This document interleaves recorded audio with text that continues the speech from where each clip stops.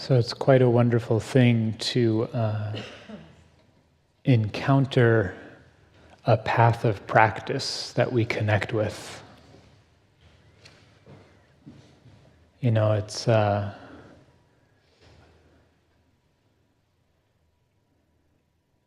crude analogy might be finding a hobby that you really love, something that you can spend time doing that brings you joy, that's healthy and wholesome.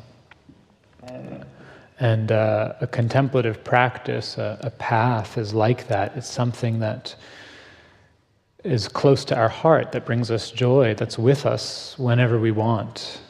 Just like if you play the guitar, you can pick it up whenever you like and enjoy that process.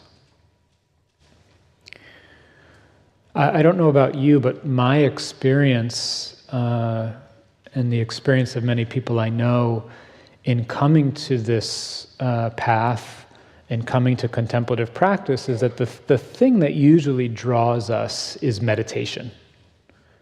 Whether it's mindfulness or other kinds of meditation practice, the sort of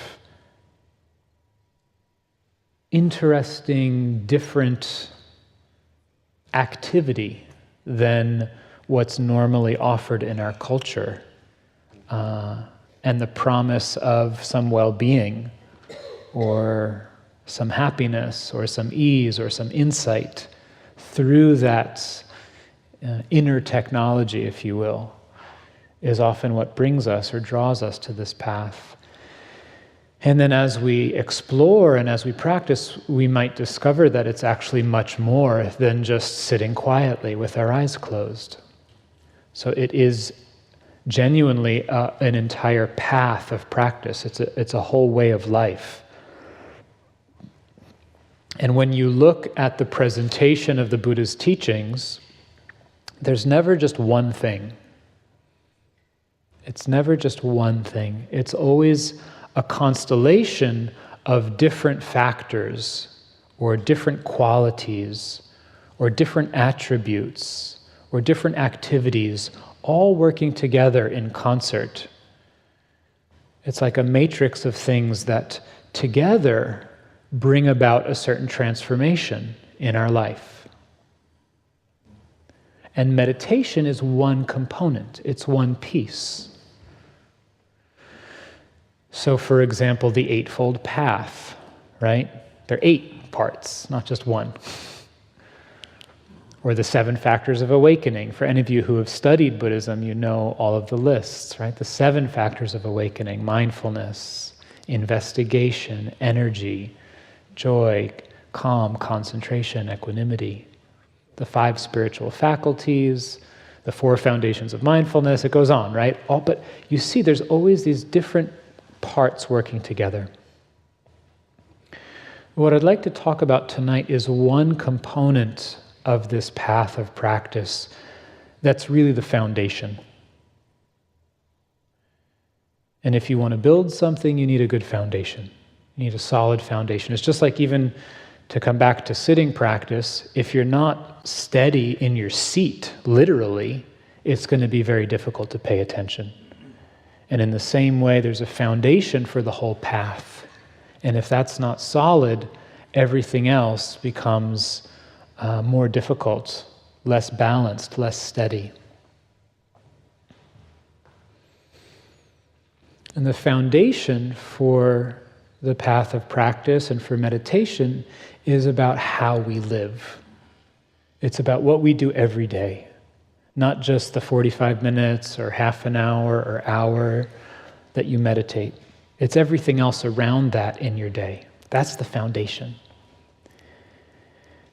And in the Buddhist tradition, there are 2 basic guidelines for how we live. And the first is to practice giving. To just explore what it's like to be generous. See what it's like to share. And the other is to live ethically, to not cause harm. And when you look at those 2, that brings us into the space of relationship, giving and sharing, and not causing harm. That's about how we are with each other, right? It brings us into the space of the heart. That's the foundation of this practice, is how I am with you, how we are with one another in our life.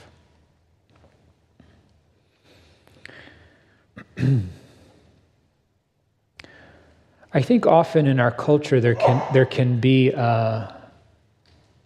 kind of a resistance to talking about ethics for a variety of reasons. And so what I'd like to explore with you tonight is what's meant by this in the Buddhist tradition, and how this is really a support for our practice. So the first thing to understand when we talk about ethics on the Buddhist path is the purpose. And the purpose of ethical living is to be happy. It's very simple. It's to be happy. It's not to feel guilty. It's not to beat ourselves up or judge ourselves or compare ourselves or not feel good enough.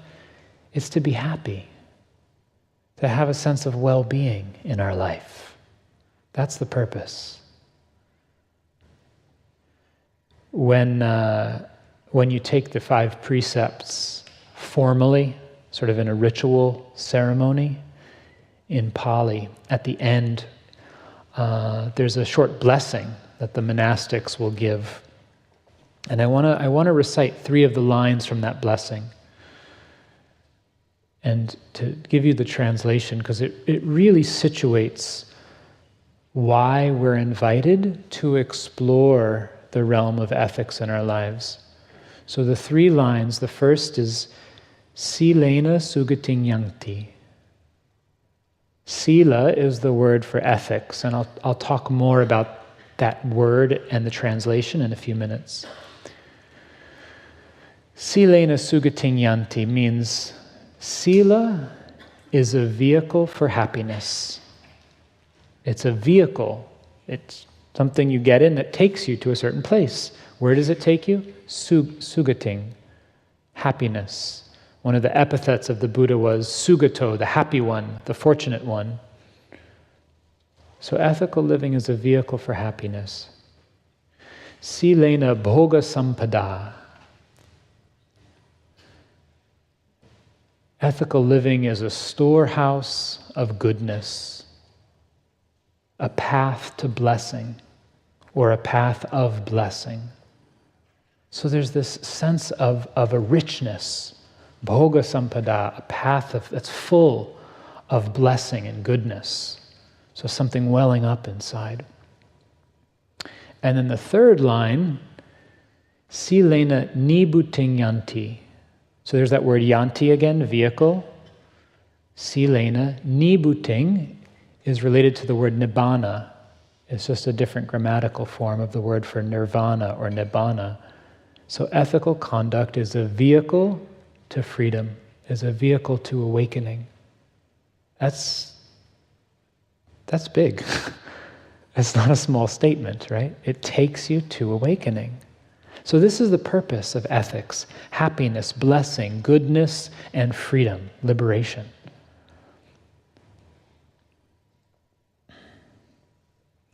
And if we just look, if we examine in our lives, what's the result of causing harm to another person?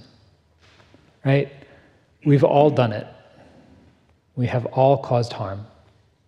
Is there anyone in this room who hasn't hurt somebody in their life? Okay, good. Phew. Right? It's just part of being human. It's because we're not fully enlightened, right? We hurt one another intentionally, unintentionally. Well, how does that feel? What's the result when we say something that we can't take back? That's hard, you know? That doesn't feel good.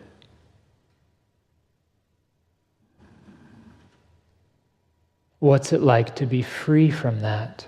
What's it like when you've done something or said something and you're able to make amends? Or you're able to forgive yourself?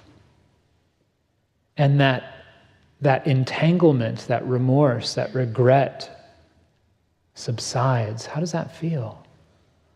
So nice, right? So Thich Nhat Hanh, many of you know who he is, Vietnamese Zen master and poet.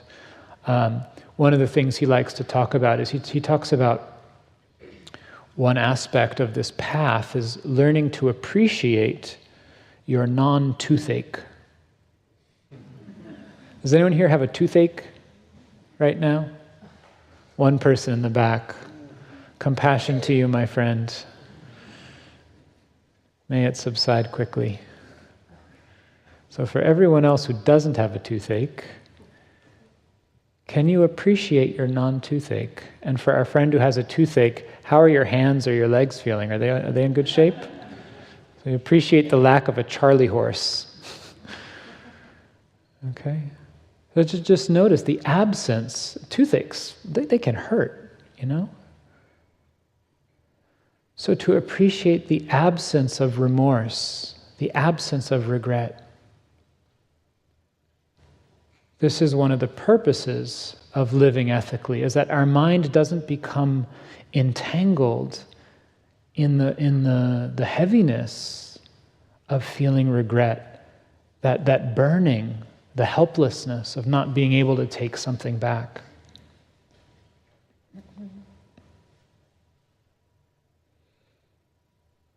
So when we're living in this way, when we live in a way where we're not causing harm to ourselves or others, then the mind can be free from remorse and regret, and that creates a stable basis for meditation. The mind can settle more easily. There's a feeling of being at ease inside. And the Buddha talked about this as a natural law. He said, for one who's living ethically, you don't have to exert some great act of will to say, may I be free from remorse. It's natural effect. When you're living ethically, you don't feel remorse. And for one who experiences non-remorse, it doesn't take an act of will to say, may I be glad. It's a natural law. Gladness will arise. And from there's a whole progression of feeling happy and joyful, at ease and tranquil and concentrated, all of the factors of meditation unfolding. But one of the keys here is that we actually have to notice and experience. We actually have to appreciate our non-toothache. To go back to that metaphor, we actually have to appreciate the absence of remorse. To notice that in ourselves. So I'll come back to that a little bit later and say more about it, because it's kind of the key to how living ethically is a vehicle for happiness. So I want to talk a little bit about this word sila, what it actually means. So first I'm just going to offer a few different words to translate this term.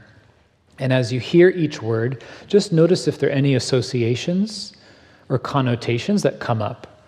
No right or wrong, just feel. Just notice how it feels to hear the different translations. Virtue. Morality. Ethics. Integrity, character, careful conduct,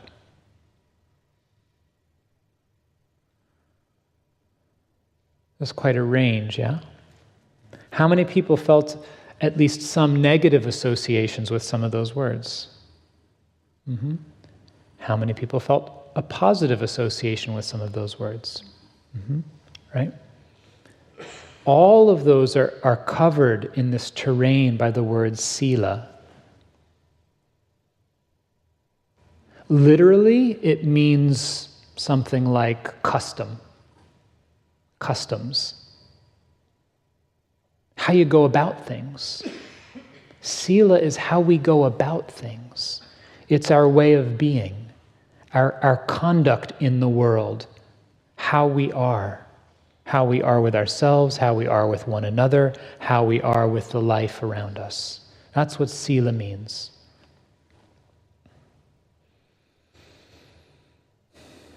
And it has this sense of dignity. It has this sense of being upright. I really like the word integrity or careful conduct. For me, that carries the essence of sila, this sense of being grounded and upright and bright and clear. When I hear the word integrity, that's something that my heart wants. Like, I want to feel aligned with that. Sometimes morality or even ethics.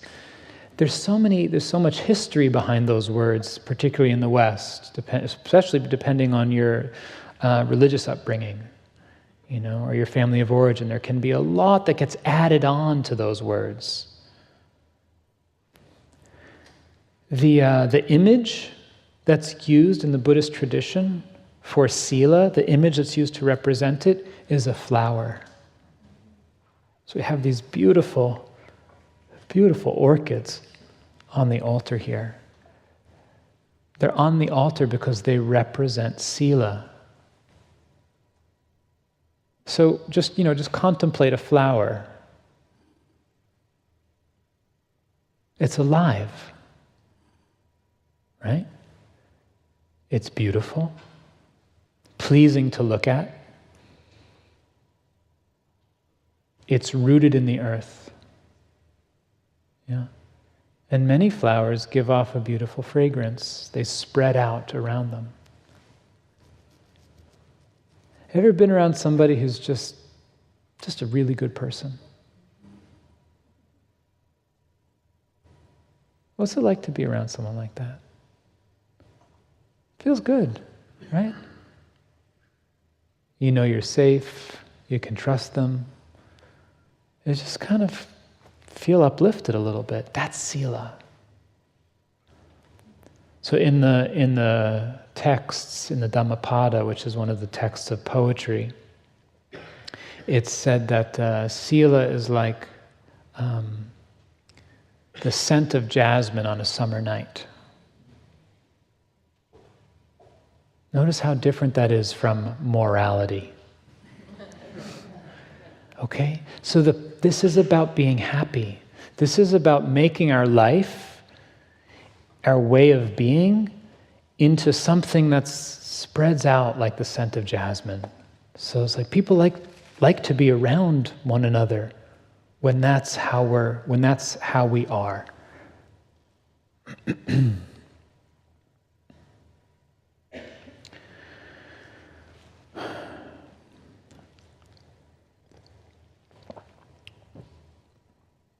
So the essence of sila, when you boil it down, the essence of this integrity is not causing harm.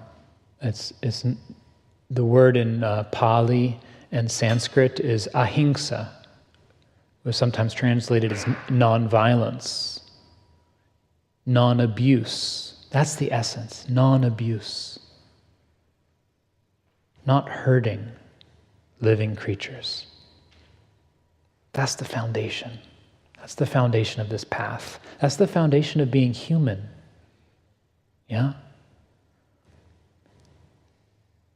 Humans aren't born hating, right? Hatred is taught, hatred is learned.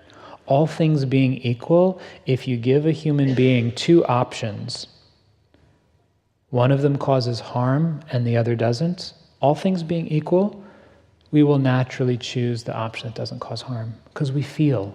We're empathic beings. One of the definitions that the Buddha gives for a human being in the early texts is one who follows the 5 precepts. That's the definition of a human being. someone who doesn't cause harm, someone who's not abusive.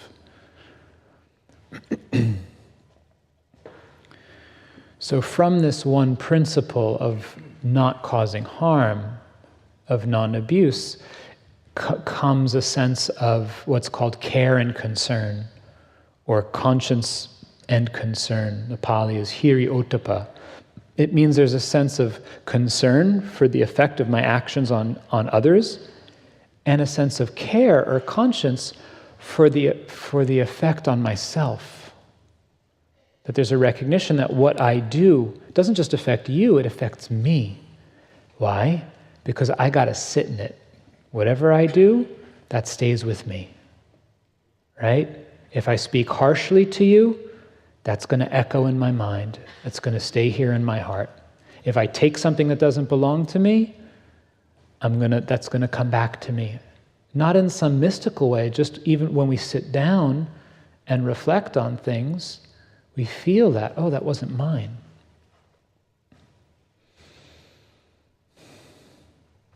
So these principles of non-harming, of care and concern, then get applied to all of our activities in life, to the way we speak, to the things that we do, to our livelihood. So it becomes the sort of overriding ethos of how we are in the world.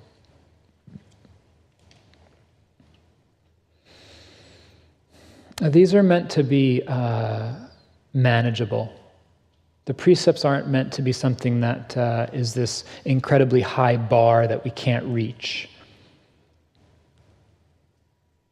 So the 5 precepts, in case you're newer and aren't familiar with them, just the baseline is don't kill other living creatures, don't take things that don't belong to you, don't cause harm with your sexual energy, non-abuse with sexual energy, don't cause harm with your words.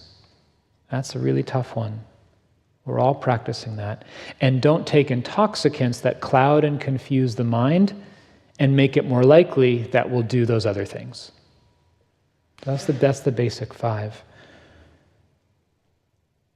And don't make it too complicated. They can get very refined, but it's just a baseline. So one of the ways that I understand the precepts is like the Buddha's saying, look, if you're interested in being happy, if you're interested in not feeling as stressed out, not feeling as worried, not feeling entangled, and if your goal in life is to realize your full potential, then these are the boundaries of the game. Don't kill, don't steal, don't be abusive sexually or verbally, and don't take intoxicants that get in the way. Those are the boundaries. And then you can play the game. Now, what's really important here is understanding that the way to work with the precepts. So, we've all played games before. What happens when you kick the ball out of bounds? You start over, right? You bring it back in. Sometimes it goes to the other team, sometimes you get a free throw or something, right? It's not like game over. You don't go sit in the corner and cry because you kicked the ball out of bounds. You keep playing, right? So the Pali words are instructive here. Again, when one commits to the precepts, the words are sikha padang. Sikha, that word sikha, is the verb for to learn. To learn. You've heard of the Sikh religion? That's the same word, Sikh, Sikha, one who learns. So padang is the word for path. It comes from the same root as podiatry, or pedestrian, foot, step, path. Sikha padang, a step of training, a path of learning. So each precept is a training step. It's a training, it's not a commandment. It's saying, I'm taking this training upon myself, it's voluntary, as a form of learning. And what does it mean to learn? To learn means to make mistakes. That's how we learn, right? You don't start off perfect. So the precepts are meant to be a learning. It's meant to be something that we study, that we stay with over time and learn from, one mistake at a time. And this is really important, so that they don't become a way of not feeling good enough or judging ourselves, but rather an aspiration, a sense of aligning our heart with that vision of integrity, of brightness, of blessing, of making our life into something of beauty, like a flower.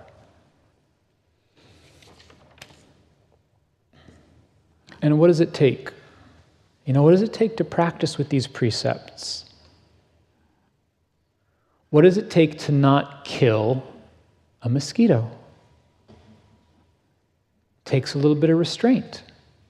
Takes a little bit of patience, right? You have to actually pay attention to the impulse. So as we start to study the boundaries of this game, what we begin to notice are the forces that tend to push us out of the boundaries. Self-centeredness, greed, resentment, hatred, jealousy, confusion, frustration, fear, anxiety. That's what you let go of to practice the precepts. That's what we have to put down to not engage in those activities. Well, how is that?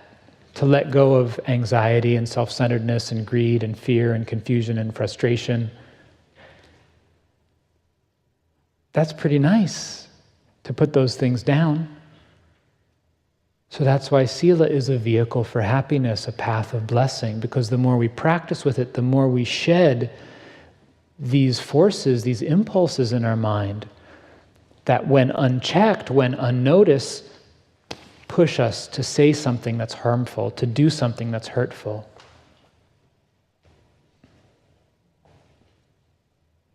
And this practice of integrity, it's really about transforming our heart and mind. It starts with the external, but as we're exploring here, in order to begin to shape our actions and our words, it's an internal transformation that actually happens. There's a very beautiful Buddhist saint, monk by the name of Mahagosananda from Cambodia. Many of you probably know of him. He spent his last years living at a pagoda in Massachusetts, not far from the Insight Meditation Society. And one of the things he was famous for was during the reign of Pol Pot in Cambodia, leading these peace marches where he would walk through the villages. And it's said that he would knock on the doors of some of the families who were sending their sons off to fight. And he would say, "Tell your sons to put down their rifles and kill the hatred that's in their heart."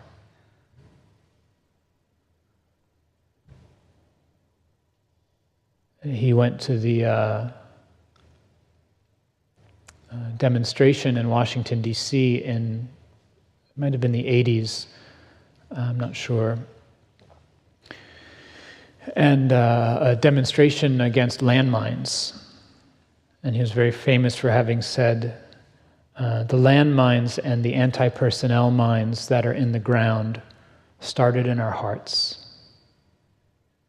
If you want to remove the landmines and the anti-personnel mines that are in the ground, we must first remove the landmines that are in our hearts.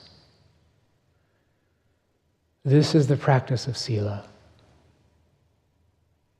It's a purification of our hearts and our minds, of uprooting these forces that spill out into our words and our actions and cause harm.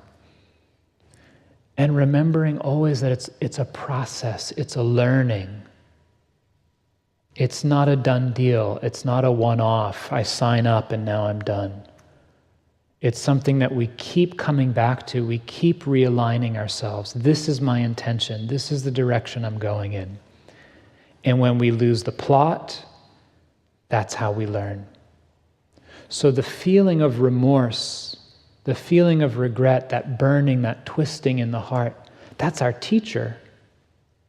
It feels so bad to help us to learn the results of our actions, to help us to actually notice, okay, when I do that, when I follow that intention, this is the result. This doesn't feel good. I don't want to do this again. We actually have to show up. We actually have to bring our awareness to that very feeling that's so uncomfortable in order to allow the mind and the heart to learn, to be trained, so that the next time that impulse arises, something inside of us remembers. It says, ooh, I know where that one's going. I think I'm just going to pull back on that.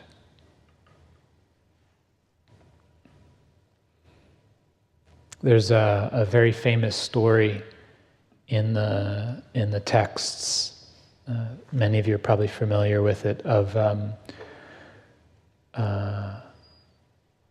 a bandit and murderer in the time of the Buddha by the name of Angulimala, who had been told by his teacher that if he killed 1,000 people and cut off their fingers and strung the fingers on a mala, that's what the word Angulimala means, 1,000 fingers, that he would be freed, he would be enlightened. And it's said that he had killed 999 people. He was very close to accomplishing his goal. And at that point, he had an encounter with the Buddha that transformed something in his mind and stirred a very deep calling for awakening and corrected this view in his mind. And so he renounced his vow of killing and renounced his ways of violence and took on the training of a monk, committed to the precepts and wore the robes of a monk. And it's said that he had a very, very difficult time in his meditation practice.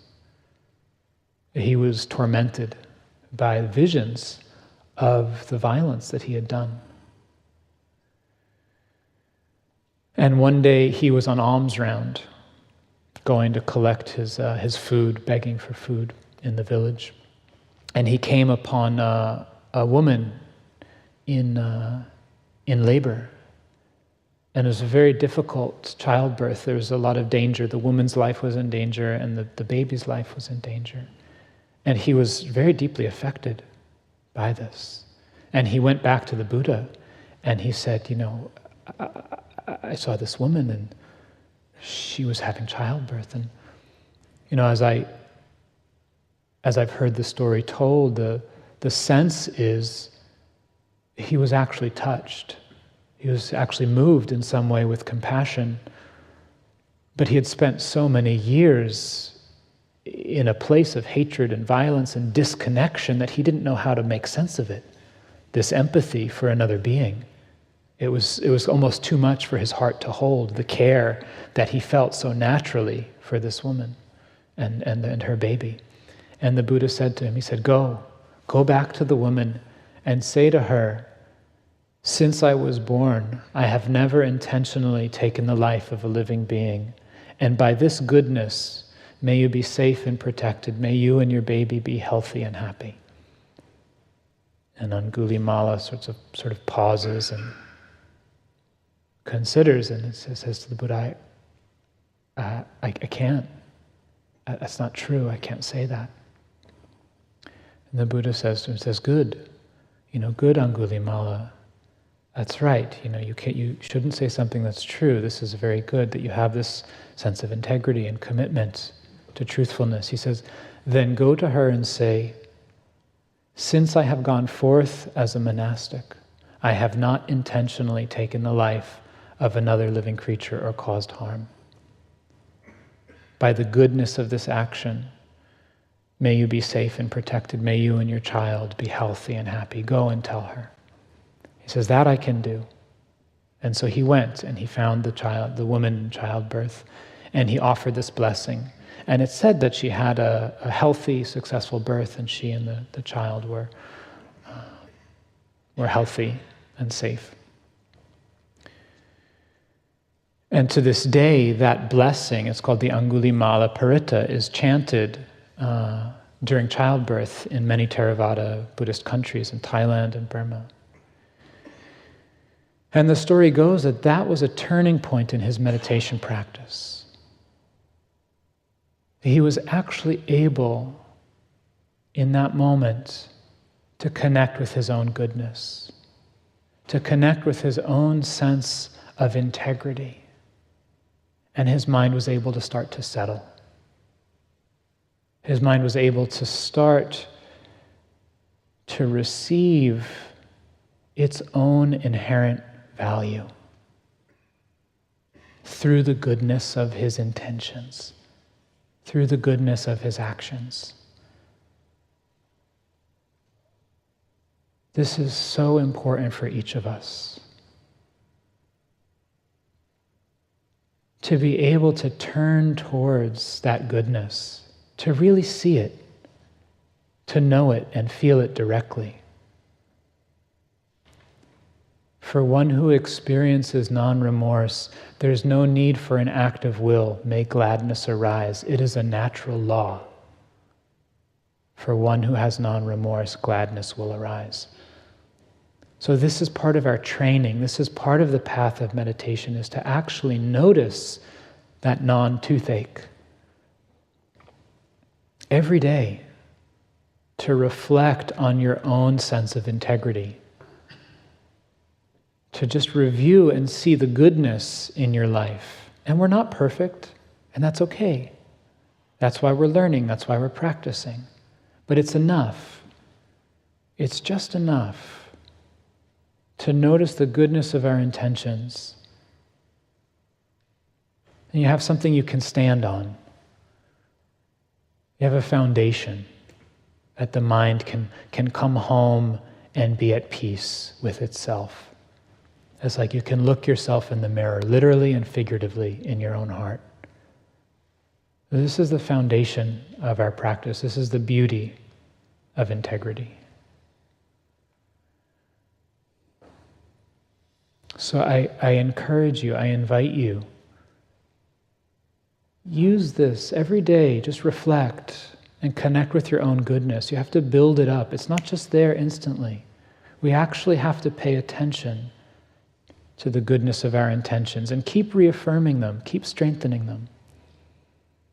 And then when we come to sit, it's easier for the mind to settle, to find its footing, and to feel a sense of upliftment and gladness.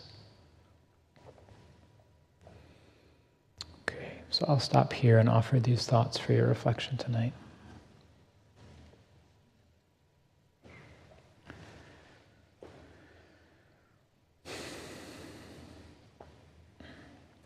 So we have some time for some questions and exploration of the practice and the teachings. And just to say, it's quite open. So you might have a question about something that I've shared in the talk.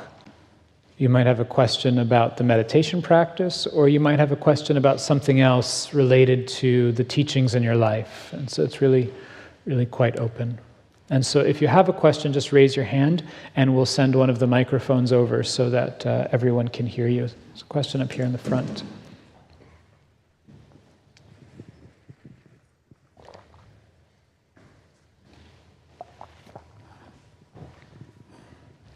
If there's another question, then raise your hand and we can get the mic to you so that you're ready. Thank you for the talk and the meditation. It was lovely. I am a beginner, and I always make an effort to say everything in the positive and to think everything in the positive. And with the precepts, I was having my own personal problems with it because it wasn't resonating with me Mm-hmm. the way Mm-hmm. I would want it to. Mm-hmm. Because I always try and tell people to flip it when they say something in the negative, or Mm-hmm. even to say the word toothache. I would never do that. I would say, your teeth feel great.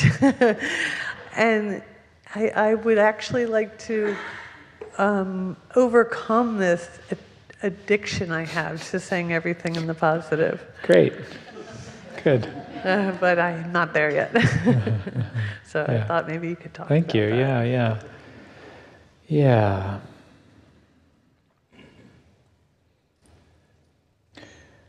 I mean, I think it's a really good sign that you're seeing the rigidity and inflexibility in the mind, right? Of always needing to do it that way, and how that's ultimately stressful.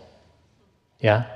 So there's insight there. You're actually seeing clearly, whatever the original intention was, it's now actually gotten out of balance. So what I would suggest is maybe first to take some time to actually identify and reconnect with the beautiful intention behind wanting to flip it, to say things in the positive, right? Whether it's to inspire hope or to feel more connected to yourself or others, whatever that is for you. Yeah, I'm not familiar with that, so I can't comment on it. Maybe I would understand that. She said the law of attraction as, wanting to be intentional about where you're going in your life, But sometimes being intentional about where you're going means not going in a certain direction. If you're walking on a cliff, you better be really darn careful to not go over the cliff. Right? And you're going to pay really close attention to that edge because you don't want to go there. That's really important.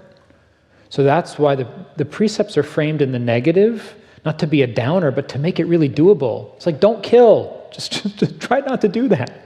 Don't steal. Don't take things that don't belong to you. There is a flip side to each. Practice reverence for life. Practice generosity. Right? So, but the negative is important as well. So connect with your intention, and then the other thing is notice the stress. Notice the stress of needing things to be a certain way, and see if you can find small ways to practice something different. Thank you. Yeah. I was just curious, because when I think about the majority of bad or actions that had yielded suffering in my life or in others' lives, I've noticed that the majority of those actions had either neutral or positive intentions. So I was just curious how you recommend that we, how do we deal with that? How, regardless of our intention, our actions can be separate from those and their effects. I can intend to be positive when I say something, what I think is supporting or uplifting, but the effect of that could actually bring about more suffering. So how do we Right. deal with that? Thank you. Yeah, that's an important question.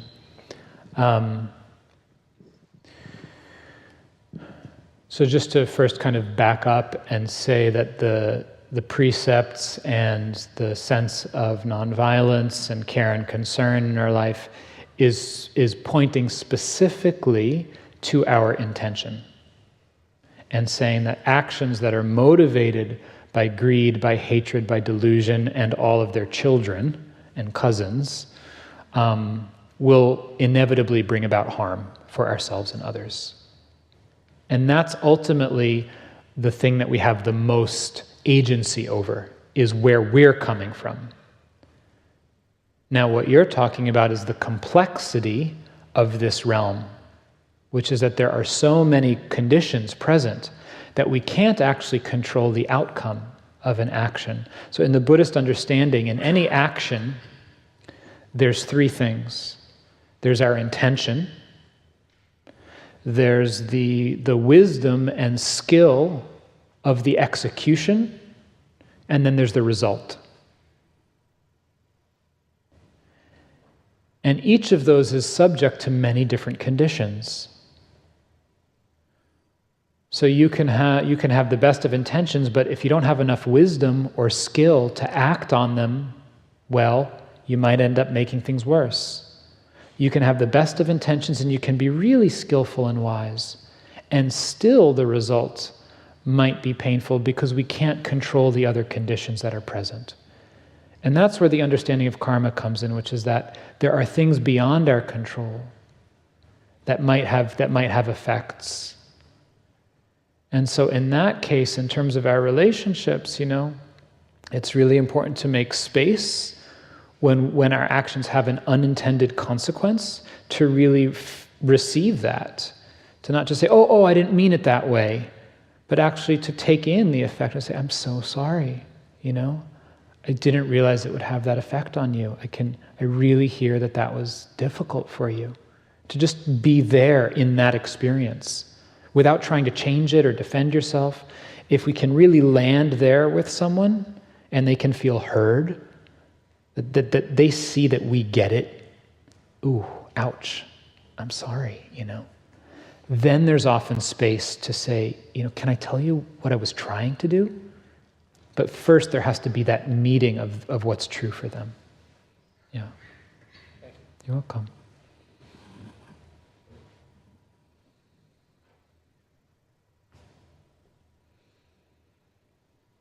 Any other questions or comments?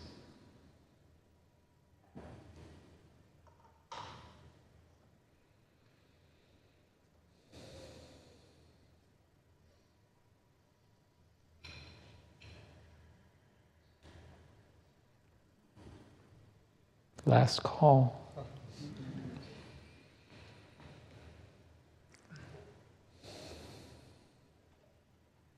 Okay. Thanks so much for your practice, for spending time together tonight. If you want to stay in touch, I do live here in the Bay Area and teach regularly around. You can put your email address down on my email list, and I send out a note once every other month or so with some news. Okay, get home safely.